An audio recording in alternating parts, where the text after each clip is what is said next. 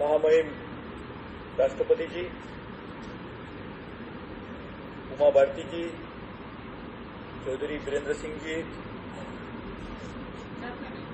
राजस्थान की सम्मानित मुख्यमंत्री वसुंधरा राजे जी,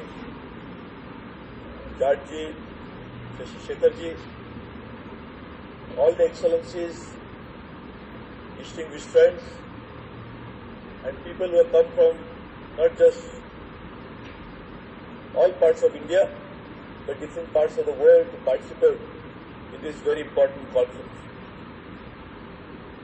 Let me congratulate Uma Bharti ji for bringing together real stakeholders into the water sector.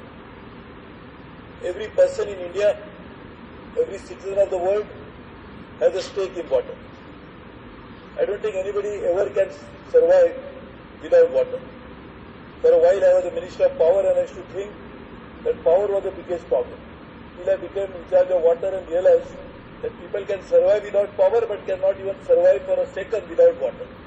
And therefore water being such an important issue has a connotation of being a local issue because it has to be handled locally, but also as a global ramification. Unless we as a global community come together and try to address this issue, we will not be able to solve this at a local level. Climate change has put the focus on water as never before.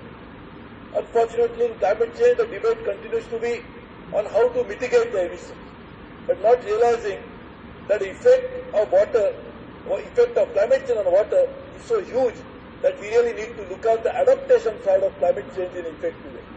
And there is no other way to deal with adaptation than to deal with water. And therefore this is an important issue. We all come together and I am sure these type of global efforts are necessary to address this problem. Another dimension to this problem also is normally overlooked. And that's the problem of population. If we continue to grow like this, the per capita availability of water globally as well as in our own country is going to diminish.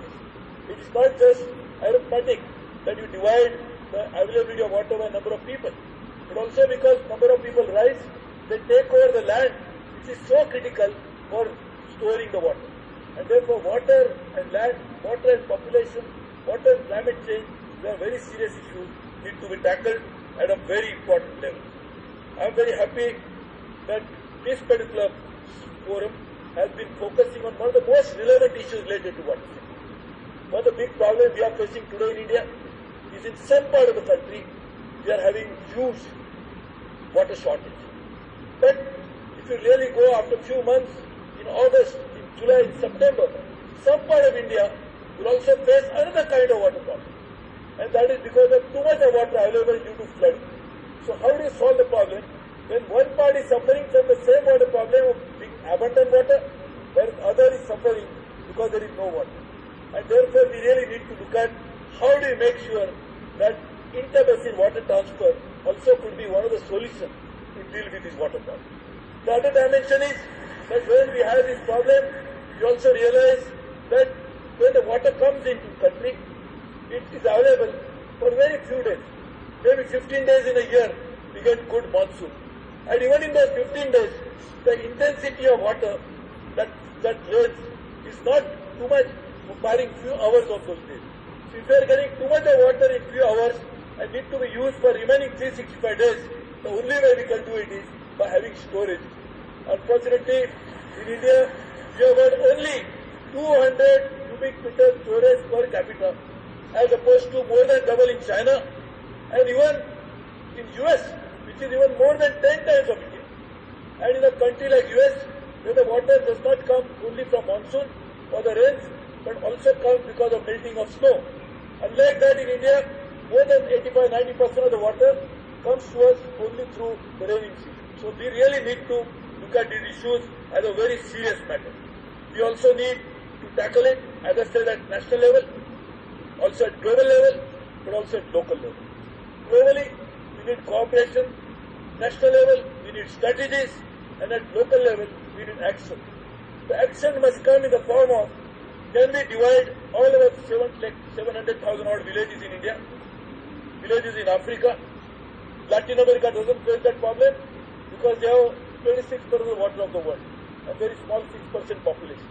But Africa, India, some other part of Asia, they face these serious challenges. So can we make each village a water village? Could we use geospatial technology to map these villages to understand where is the catchment area and where the water has to be flowing? So can we make the linkage between the catchment and where the watershed is? And can we prepare that? We also need to use the traditional knowledge. And it's not just accident that Honorable Chief Minister of Rajasthan is here. That's one state which always had a problem of water, addressed it for centuries by using traditional knowledge. Could we use traditional knowledge, marrying it with the latest technology, and could we combine them into an actionable strategy for each village is something which we need to do. Also we need to look at just not from the supply side water problem, but also the demand side water problem. The agriculture being the largest consumer of water, not just in India, but also in Africa and other places. Could we look at agriculture as a problem, not a problem, but how to deal with agriculture consumption as an issue, and therefore come out with new cropping patterns? Could we look at new strategies, how to use water, not as much as we use for a crop, but in a different way? And therefore, again, I am happy that Israel is a partner country in this. Israel with no water is one of the most successful countries in the world. We have not such a problem as Israel, but still face these challenges. So could we use the technology coming from countries like Israel and use it in this is something which we need to do. Also, two more issues we need to highlight always.